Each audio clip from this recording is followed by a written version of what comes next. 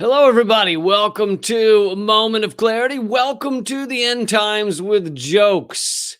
Thanks for joining me today. Today, I have a really great guest for you, and it would all begin much more smoothly if I could say great guest without tripping over it. I'm going to speak to Daniel Lee. He's running for state senate in California. About time we got a politician on. I don't know if he'd consider himself a politician. We'll find out in a minute. But about time we got someone in here running for something. If you missed my interview with Abby Martin yesterday, please check that out. You can get it at youtube.com/moment of clarity or my new Rockfin channel, which I'm going to make sure we're also streaming on Rockfin right now, actually.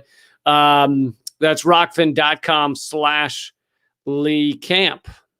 And the day before that, I had Judah Friedlander. You know him from the TV show 30 Rock and from his awesome comedy specials. Does not seem the Rockfin channel is streaming successfully at the moment, but oh well, figure that out later. We're still going live to YouTube. So anyway, thanks for joining me. Please share this. Please let people know to come in. If you're watching this later, thanks for doing that. And you can get these every single day, except sometimes at leecamp.com.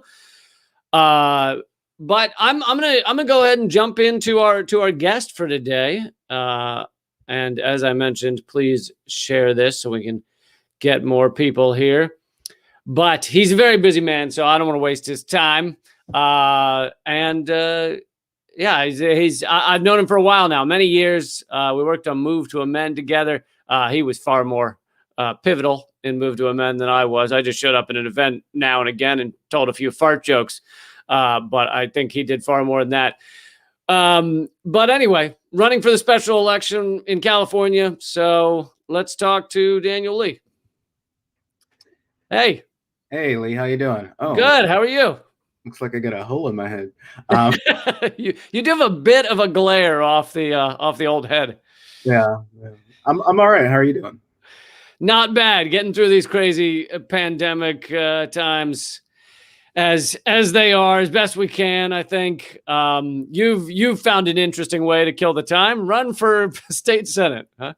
Yeah, well, I figured I'm vice mayor in Culver City at the moment, and I'm in my last semester of my doctorate program at USC, and I have this full-time job with the James Lawson Institute. I figured, why not add something? Yeah, why not stack something else on top of that?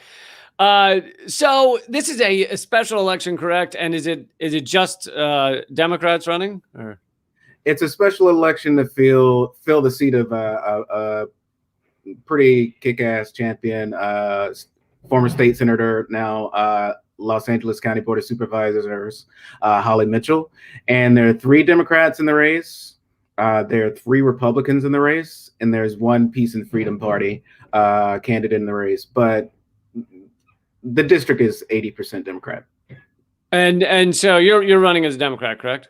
Yes, I'm running as a Democrat. Okay. I've been told by many people, including my own brain, to never trust Democrats. But I like you a lot, so explain to us why everyone should trust that you will create change. So for me, all you really got to do is look at my track record. It's something that I talk about on my website in our launch video. But, I've been on the board of directors for Move to Amend for about 9 years, been working with Move to Amend for about a decade. And, we're committed to amending the Constitution to say corporations are not people and money is not free speech. Recently we've actually been talking about and, questioning people about whether or not the Constitution itself doesn't need a complete reboot. I personally think it does. But I have a decade of work, not only in corporate constitutional rights. For the last 8 years, I've been working with the Sierra Club and other groups in the Stand LA coalition to try to close down the Inglewood oil field. Shortly after I was elected to the Culver City Council, we voted to close down the 10% that's in our jurisdiction, and I continue to work with organizers to close down the rest of it. About 5 million people live within about 3 miles of it, most of them African American. And you'll find across Los Angeles oil derricks dappled throughout neighborhoods, but mostly black and brown neighborhoods at this point. Right, and on top of just the standard harm that does, didn't they do a map recently of like methane emissions, and it's like immense all around LA? Exactly. And and it's not just that. Like California, the Cal EPA has this really cool tool that you can use with the public. It's called Cal EnviroScreen 3.0, and it maps pollution from multiple sources. So, usually when you're passing policy, you're banning like this much oil emission, this much, blah, blah, blah. This maps it.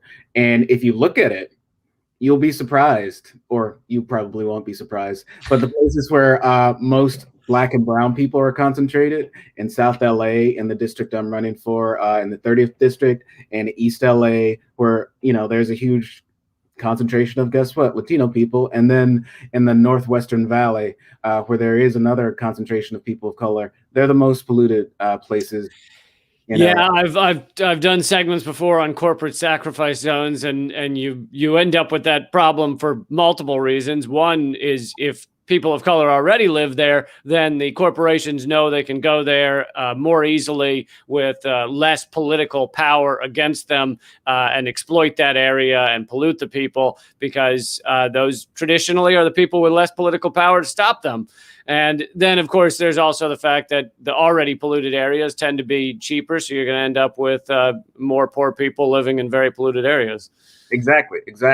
And, when I was getting my master's at UCLA, I actually overlaid these polluted areas with high need schools, and they lined up almost exactly. It's like, oh, you think growing up in a heavily polluted area might affect your grades or your brain's development? Right. Man, that is a surprise. So that sort of really encapsulates why I'm running, why I'm involved in politics generally. Because I feel like, we need more advocates willing to go through what I will just call the bullshit to actually, put their necks on the line for working class people, for poor people, for people of color, for people who, can't afford to, buy their own PAC or start their own PAC, who can't buy politicians, they're saving up PS5. And, yeah, go ahead. It's just the reason that pushes me forward, issue-wise, I focus on single-payer healthcare, addressing the climate crisis, really having a substantive response to the uprisings around police brutality and white supremacy last year. California hasn't really done anything substantive. And then also just building more housing that people can actually afford. We talk about housing a lot in Los Angeles. Everyone's like, oh yeah, it's so expensive, but the weather. And I'm like, no, I want good weather and an affordable house. Like, why is that so much to ask? Well, and the population of homeless in LA had shot through the roof, I believe, before the pandemic. Yes. I was there reading when I was last in town before the pandemic. I remember reading articles about how some of these Beverly Hills mansions had small groups of homeless like living in their distant backyards where no one ever goes, because they're basically living in the woods, but they're technically, it's the property of these, mega millionaires and the idea was like, wow, we're really legitimately getting to like back to feudal times where you just have people living on the outskirts of the manor house or some shit. We are. And the thing that boggles my mind, college was hard for me because, come from a working class family. I had to work basically full time the entire time I was in college, but I didn't have it like some of the students do now. Like they work full time, they go to college, and they're homeless.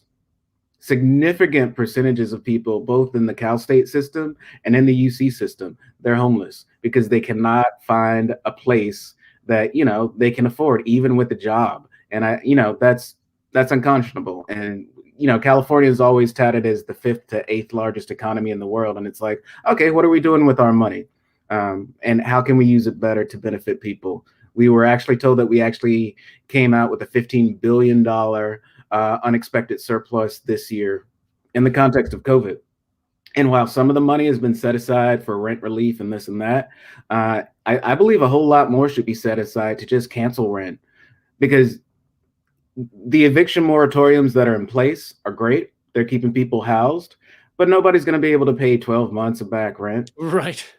Nobody's going to be able to like take a 25% rent increase, which is what it's going to work out to if you separate the payments over months, 25 to like 50% increase for a year. They're going to be homeless. Our problem is going to be 2 or 3 or 4 times larger than it is now. We need to take substantive steps as a state to show the federal government, hey, this is how you do it.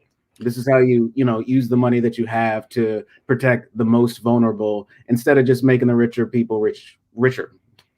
Yeah. As I mentioned earlier, you've worked very hard over the years for Move to Amend to get money out of politics. I haven't studied, what it's like to run for state senate, but how much money has to be raised, and where are you getting the money to do it? Well, for me, obviously, as someone who has worked with Move to Amend for the last decade, it's very weird and odd and annoying to call people and ask them for money on a daily basis. Yeah. But I'm staying true to my principles. We don't take fossil fuel money, we don't take developer money, we don't take insurance company money, we don't take police union money, and we've signed the pledge to amend. So our donations are really coming from people who believe in our campaign. Our major opponent on the other side has raised a bit more money than we do, but she also takes money from insurance companies and corporate PACs, right, and talks a good game around single payer healthcare now that I've been talking about it. But Farmers Insurance opened an independent expenditure in her name and threw $160,000 in there. The average price of a state senate race here in California per candidate is about $500,000 to $1.3 million. Jesus. We're not gonna. Yeah. Pocket change for some of these people, I guess. But I noticed that something I did not know when I was hanging out with you at Move to Amend events. But I noticed you are a veteran. How has that influenced your path and what you're passionate about in your campaign, or how you choose to create change? That's a very interesting question, because I actually joined the Air Force and the Air National Guard after I completed my undergraduate degree. I know a lot of people do it the opposite way, but I got my degree in film from USC. Along with that, I got a lot of student loan debt. And I was looking at job prospects like immediately after I graduated. It was like, oh, recession, great, okay. Oh, 9/11, oh, that's awesome too. Okay. So it's like, okay, Daniel, if you want to get to doing what you want to do, which at the time was work in entertainment, you're gonna have to find a way to get rid of these student loans as quickly as possible. So I joined. I was active for 2 years, and then I was in the National Guard for 4. But it's an interesting question, because I went in with a whole lot of prejudice. Me and my older brother, who also eventually joined the Air Force, we used to joke when we were younger. We're like, yeah, I'm never joining the military. That's not going to happen. No, I don't want to be there thinking the same as everybody, being indoctrinated, blah, blah, blah. But once I got there and I started talking to people, you'd be surprised how few people were ideological at all. The notion of an economic draft is so true. People didn't care about going to Afghanistan or Iraq at the time, and we declared war on Iraq while I was in basic training. They didn't care about that. All they cared about was like, well, I need some money so I can afford to go to college, or in my town there's no job. Like, I would be a pig farmer, and I don't like pigs. Like, people were there because they needed money. Economic force, yeah. That was the only reason. And, it opened my brain a little and gave me a lot more empathy about people around the country. Of course, even if you join the military just because you need money, once you're in for 20 years, some of that indoctrination sinks in, Right. It's not like, oh, I didn't really care. And 20 years in, and I'm still right. Like I wasn't that into it for 20 years. Yeah. Yeah, yeah. So I got out after 6. Yeah, and I was also wondering because I know that like around the nation, when a more progressive candidate runs for an office, part of the hurdles, the blockages they put in the way is that the DNC establishment has a range of ways to stop the person, against other Democrats. So often it's a corporate Democrat running in a primary against a progressive a Democrat, and a lot of it has to do with money. They'll funnel tons of money to the corporate Democrat. But then another way is just like the DCCC will, make it impossible for the progressive Democrat to get the data they need to know who to call, where to go, all that stuff. Are on the state level, do you face any of that? Does the DNC establishment play a role at all? The California Democratic Party establishment, yes, for sure. I mean, a couple cases in point. One very quick. There are a few advocacy organizations that always have like questionnaires and a candidate interview process who endorsed my opponent in early December, without any type of like questions or interviews or anything like that. We actually applied as a campaign for the endorsement for the California Democratic Party. I even, went to the meeting in which all of the delegates would vote whether or not to support my campaign or some of the other campaigns. And we filed everything at the appropriate time. We sent in money, blah, blah, blah. We found out that night after the vote that our name wasn't even on the ballot. So really? The only choice that was there was the choice of our opponent, who's more establishment, an assembly member right now trying to transition into the Senate. So we've seen a lot of different examples of people just lining up and, clearing the field. There were supposed to be 3 or 4 other assembly members or former assembly members in this race. But apparently someone spoke to them and they, suddenly didn't want to run for state Senate. Even though they had been planning to do it for about 2 years, and they were telling everybody that I'm definitely running for state Senate. So, the field was cleared. Certain things haven't even been remotely open to us. Some people have been openly hostile in some of the candidate interviews. It's been more or less what we expected, but our campaign did not expect to get any of these institutional endorsements, and we've tried to seek out and really form relationships with organizations that are people-powered and whose endorsements come with 100 volunteers. So we've been endorsed by Ground Game LA, Food and Water Watch Action, Sunrise Movement LA, and of course Democratic Socialists of America, Los Angeles. Cool. So how's it going in general? Is it going well? It feels like it's going well. Like we've been working with a lot of people who have worked on some very incredible campaigns in the Los Angeles County recently. Most pointedly, Nithya Rahman, who won a seat on the Los Angeles City Council and unseated an incumbent. And in the process, of course, she got no Democratic Club endorsements. She got no institutional endorsements. She basically got the support of the people, and she got people to understand how intelligent she was and how willing she was to use that intelligence to pass policies that actually benefit working people. That's something we're trying to replicate. We're actually working with some folks on her team. We've had some good media hits on the TYT network, the LA podcast. We had a good write-up in Los Angeles Magazine. You had us on your show. Like things are trending in the right direction. But we got a few weeks. Everyone expects us to be gone in a few weeks. We think we're going to surprise some people. And what's the date of the election again? March 2nd. March 2nd. Primary. If we squeak through that, then the general is on May 4th. I know we talked a little at the beginning about some of the environmental impact in LA in a broader sense in terms of climate change. Obviously, California is facing it perhaps more harshly than almost any state with the raging fires and the droughts.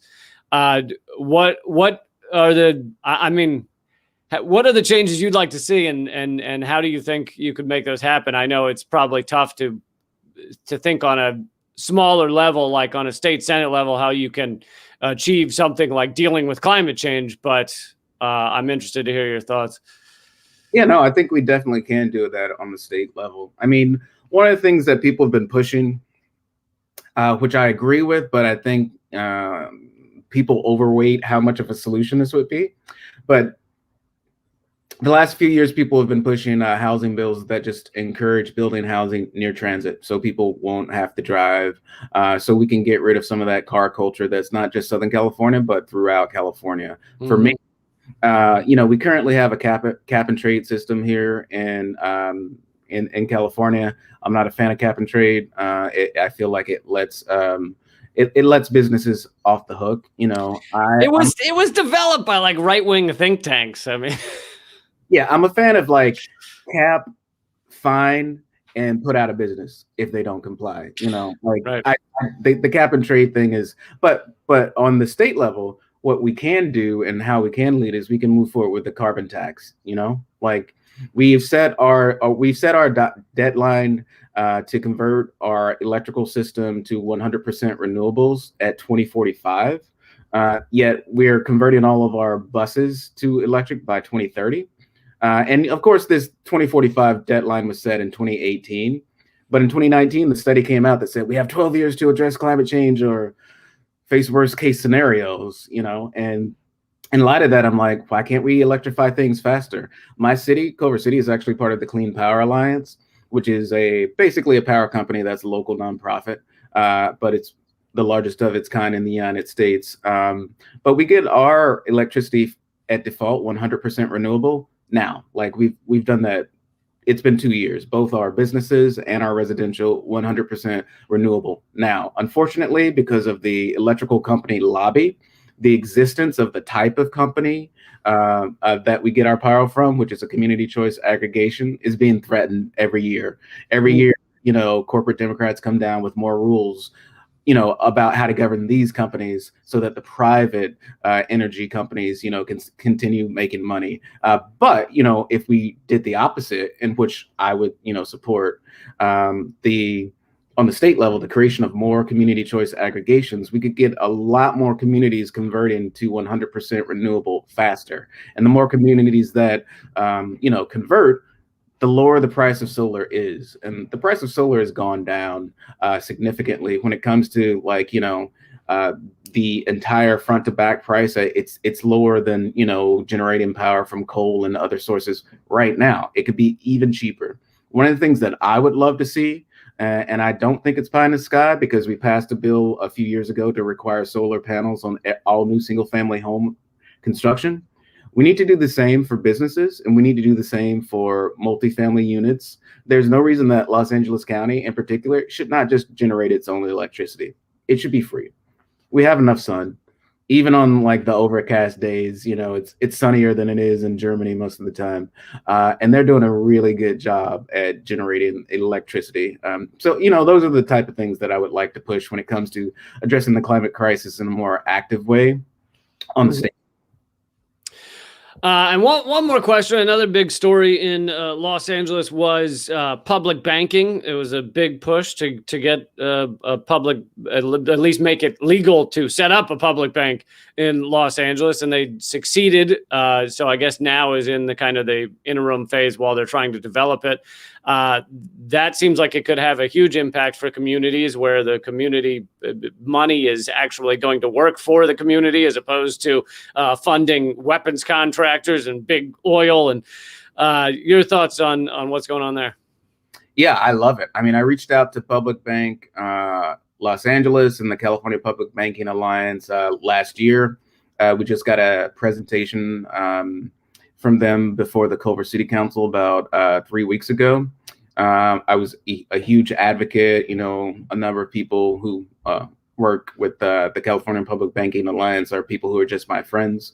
But there are a lot of good reasons to support public banking. I mean, North Dakota has weathered all of the more recent financial crises better than most states because they have a public bank, because the liquidity didn't dry up, during any of the financial crashes, because, the charge of their bank was to support the community rather than to just get people on Wall Street rich. So I'm completely in support of that. I'm hoping we can move forward soon. And it seems like it'll be like a 1 or 2 year timeline to have a Los Angeles County-based public bank, and then another one. I know Jackie Fielder is moving forward with a group in the Bay Area as well. I'm happy and ecstatic because not only will it help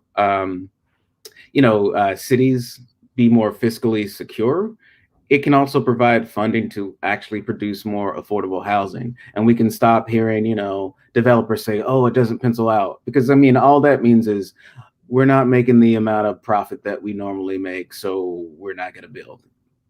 If we have a public bank, the primary goal is, no, we want to build housing. Like, profit is not really that important to us. We don't want to lose money, but we want to build housing that people live in, and that's our goal, and that should be our goal. Yeah, and on top of that, the amount of interest on billions of dollars that the city is holding can be immense, and instead that interest is all going to the big banks right now as opposed to going to the community. But I don't want to use up all your time. I know you're busy as hell. Thank you so much. For those people in California who want to look you up, what's the best way to do that? Sure, you can just go to our website. It's danielwaynelee.com. That's DanielWaynelee.com. There you can sign up to volunteer, to donate. You can find more about my platform points, and you can watch, our little intro video that a friend of mine who's a music video director got together in late December. But the important thing is, if you have people who think might support our campaign, direct them to our website and remind them to vote by March 2nd. We're under COVID protocol, so everyone should already have their vote by mail ballot. Just make sure you turn it in by March 2nd or vote in person on March 2nd. All right. Thanks so much, Daniel. I really appreciate it. Good luck out there. Thank you. Thank you, Lee, and thanks for having me on. No problem. All right, guys, that was Daniel Lee. Daniel Wayne Lee is the website .com. And if you like what he had to say, then check out his stuff. Go read more about it, and go read more about his platforms on everything, and see what you think. I think I've known him for several years now, and I think he does good work, and he seems like a very genuine individual, and his work with Move to Amend was second to none. So that's where I'm coming from. I do want to talk to you about one more story, but I'm going to grab the charger for the laptop. So 1 second.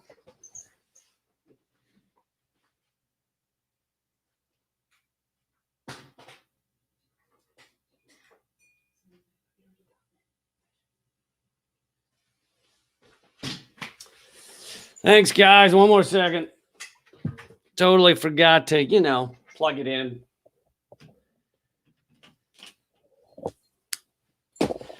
Turns out all that talk about electricity got me to thinking like, oh, the computer's going to die. Okay, so I wanted to talk about something that's come out about the insurrection. So we know that a lot of the insurrection was led by these largely white supremacists, even if they deny it. Militant groups, militia groups, Proud Boys, Oath Keepers were two of the big ones. And we found out that even before, they arrested him before the insurrection, so he wasn't there. But one of the top guys in Proud Boys, it was revealed he is a longtime and very prolific FBI informant. Which, you can make your own judgment as to whether that means he's, basically FBI. If he's just spending all of his time informing and working with the FBI, then, there's there's some arguments to be made that means the FBI influence in the Proud Boys is pretty extensive.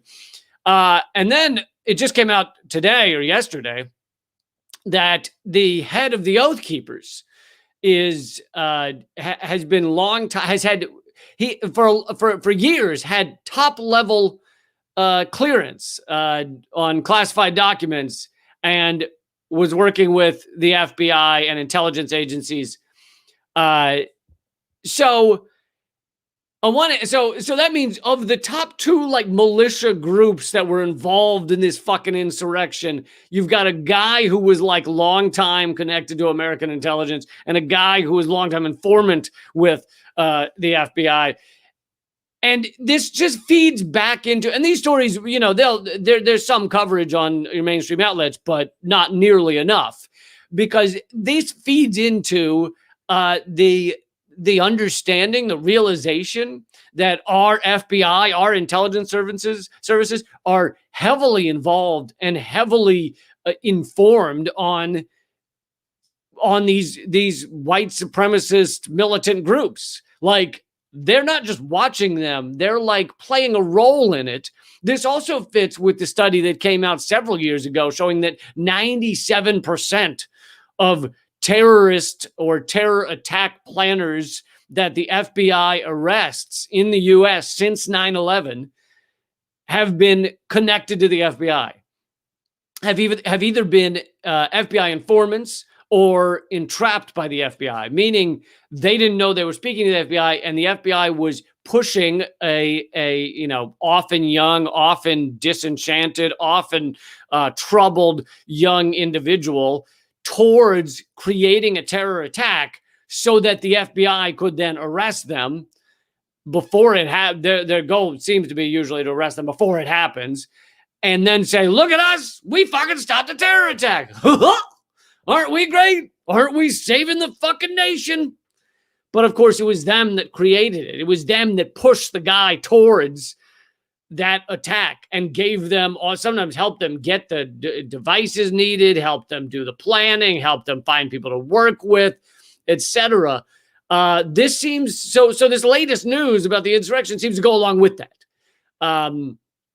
But the difference is that when it's an individual who's not part of these white supremacist militia groups, the FBI is quick to stop their activities. Whereas in this case, with the insurrection, we saw them back down at every level. We saw them basically ignore the fact that they had perfectly good intel showing that these groups were going to do this, were going to storm the Capitol, had plans to hopefully kill or hold hostage lawmakers.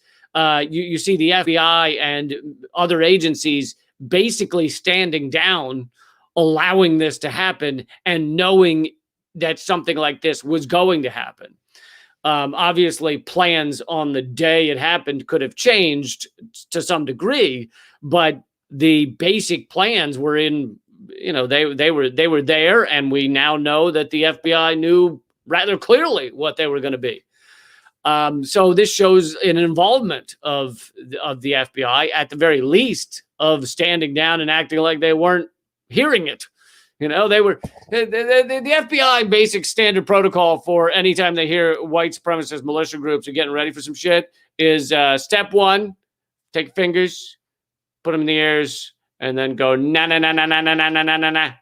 That's actually in the FBI protocol. If you read the books, it's in there. That's their standard operating procedure for when they hear white supremacists are gonna do some horrible shit. Anyway, that story is breaking and very fascinating and reveals a lot. Another one kind of close, or at least on the same topic, is there's now reporting, even coming from CNN, so standard mainstream reporting. This isn't like, I met a guy on the street who said a thing. CNN was reporting that so in the insurrection, there was one police officer who was killed by the mob. The other people that were killed, there was another police officer that killed himself like 2 days later, and then other than that, the people that died were part of the mob, were part of the rioters. One woman was trampled. One woman was shot by police. So that means that on the day of, the only person not part of the insurrectionists to die or be killed was this police officer. I think his name was Sicknick. And we've been told from the beginning that he was beaten to death with a fire extinguisher. And now CNN is reporting that they're not sure how he died, but it was not. They now do not believe it was a fire extinguisher that he was beaten with. And Glenn Greenwald's point is that this should have been this in Greenwald's view was obvious for the people internally within hours. I mean, it doesn't take long for doctors to do an autopsy and decide, hey, this guy was not beaten with a fire extinguisher, or this is how this guy died, or this is why this guy died. Yet, so they internally, I'm not saying for us, but internally they should have known, and it does seem that they must have known that this story that was being passed around about the fire extinguisher was not true. And yet they ran with it endlessly. And so Greenwald's point is you have all these mainstream media pushing this fake news story about this fire extinguisher. Now, this doesn't mean the mob didn't kill the cop. It seems quite likely they did. But clearly in a different way or in different circumstances than we've been told. But to give that reality, to relay that truth for the mainstream media to say, we don't know why this guy died, that wouldn't fit with the storyline that they want to put forward. So they just like, well, we'll just stick with this fire extinguisher story that someone made up. And so really it is yet again more of this kind of garbage fake news that, you know, if you're watching this, you've come to expect from mainstream media, but let's face it, most of America watches mainstream media and fucking believes it. So yet again, we see them, you know, running with a fake news story for a month that they then reveal, oh, you know what? Never mind. I mean, you know how often that happens? That they run with a story for a month. Once it's served its purpose, they write a story admitting that it wasn't true.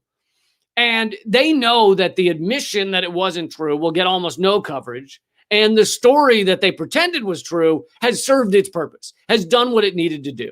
I mean, just go down the list, you know, like the Russian bounties story in Afghanistan, right? Russia is paying the Taliban to kill American troops, and we only have anonymous source say this, and we have no evidence, and we have no proof, and we can't point to anyone who's been killed because of this.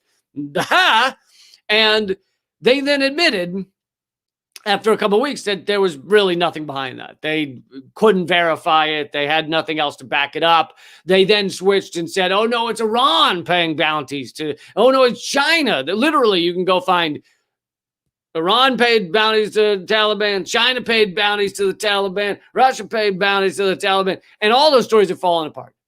And most of the time, they've reported that they've fallen apart, but the report that they've fallen apart is one little blurb at the bottom of fucking section D11. And the initial story is plastered all over the front page, plastered all over Wolf Blitzer's fucking forehead. And so they know that the story, the fake story they're pushing serves the purpose, whether they admit it's wrong, it's false later or not.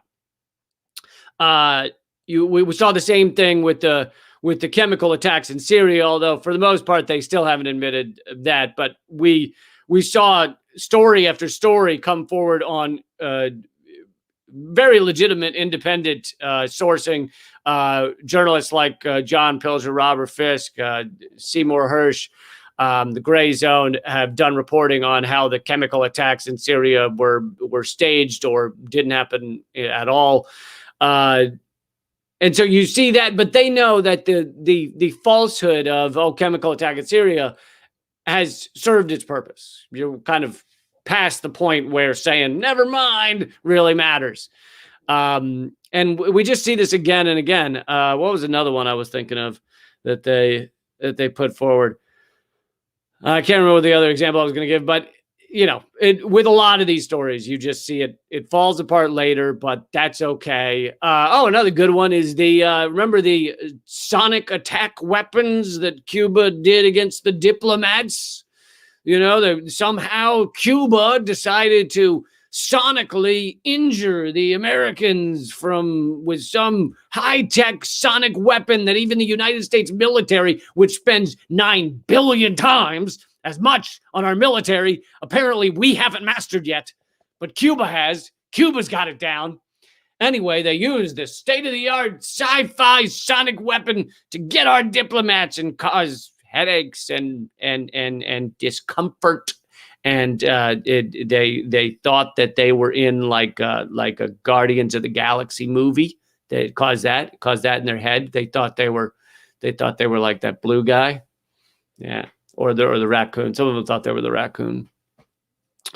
But anyway, that story later, the AP reported that they found out the noise that had been recorded, and so the recorded noise they then played on I saw it on PBS, but they played it on all of the news, CNN. Here's the noise. And then they played this noise that sounded like, ee. They played that and they said, this is a recording of the weapon. And then the AP scientists analyzed the noise and eventually found out that it was crickets. Like literally, it was a cricket sound. And this does not mean that the cricket sound injured the diplomats. It likely means that whoever created that fake sound to tell people this is what it was probably got a cricket sound to put forward as the fake sound.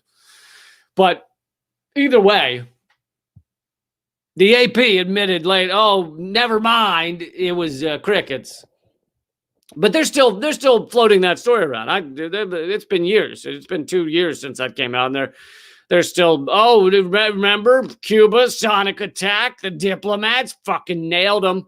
Goddamn Cubans, always trying to fucking hit us with the auto-tune right when we aren't expecting it. But this is, and this is even more amazing or more funny, depending on your outlook. When we're in a time where literally they're banning people on a daily basis from YouTube for posting fake news. And yet we see these stories from the mainstream media just collapse and collapse and collapse and collapse. And yet they spin around and they go, we got to stop this fake news. We got to get these fake news perpetrators off the internets. I mean, that is literally like I'm sure you could turn on CNN right now and probably in the next hour hear a report on how you gotta stop the fake news on the internet. Meanwhile, they're also reporting that, the Taliban bounty stories, it's not exactly what we told you it was. Anyway, but this is to be expected, right? These are the tools of the empire. The empire's fading, so they need to get more and more desperate in their attacks on reality, their attacks on the truth that's getting out there, that's getting to people, that's spreading. They're getting more and more desperate because this is a collapsing empire, and I would like to see it collapse in an evolved way, meaning we decrease our ownership of the globe with our 1,000 military bases, but meanwhile we help the people of America even more. You could have a shift that way, which then you wouldn't need to use the word collapse, right? You could say America's evolving to a more evolved mental state where we don't exploit everyone, we actually help people. And that could be a way that the American empire could shift. Obviously, it'd have to be a lot more than that. But my point is, it doesn't have to be like a violent, ugly collapse. But what we've seen from our oligarchy is they won't take anything else. They won't, as the American empire fades, because people are waking up, because you can't be this spread out and succeed. You can't have this level of inequality. You can't have a Gini coefficient worse than ancient Rome just before its collapse. You can't have that stuff and be a successful empire. That's why it's collapsing. And environmentally, obviously, you can't sustain this either. So all those reasons are adding up. to a fucking, ugly collapse rather than an evolution to a better place, to a better form of existence, to working with other countries rather than going against them, rather than trying to fight them and wage war with them and wage economic war with them. But we are a cornered tiger that is flipping the fuck out because people are seeing through our bullshit. People are not, many of the countries are not as afraid of us as they used to be. All those things should be good things. We should evolve to a higher plane. But instead, we're continuing down the path of this shared cultural delusion of capitalism, of America's number one, of consumerism. And it really is a mass delusion that is killing us. I mean, it's worse than religion. I'm hoping to write something about this more upcoming. How we've capitalism really has been turned into a religion, and it is a religion that is killing our planet. And questioning it is like walking up to somebody and saying God's not real. I mean, it's people flip out even more than that. I feel like if you do that, then your average person would just be like, okay, that's too bad you believe that, and they'd walk off. But if you walk up to them and say, capitalism is killing us, then they're like, oh, dear God, it's one of the freaks. They've let him out of his cage. No, it's just someone who sees through the cultural delusion that is destroying our planet, destroying our country. All right. I think I've rambled on long enough, but I'd love for you guys to share this and join my new Rockfin channel, ROKFIN.com/Lee Camp. And I do these every single weekday, except sometimes at leecamp.com. And if you don't see the if it doesn't get shared with your feed, just go over to leecamp.com and check out the new one. Yesterday I had Abby Martin on. Day before that I had Judah Friedlander on. Day before that I think it was Jordan Sheridan. And you can grab all these. You can grab my my live stream with Eleanor Goldfield. That's all at leecamp.com. And thanks a lot. Keep fighting.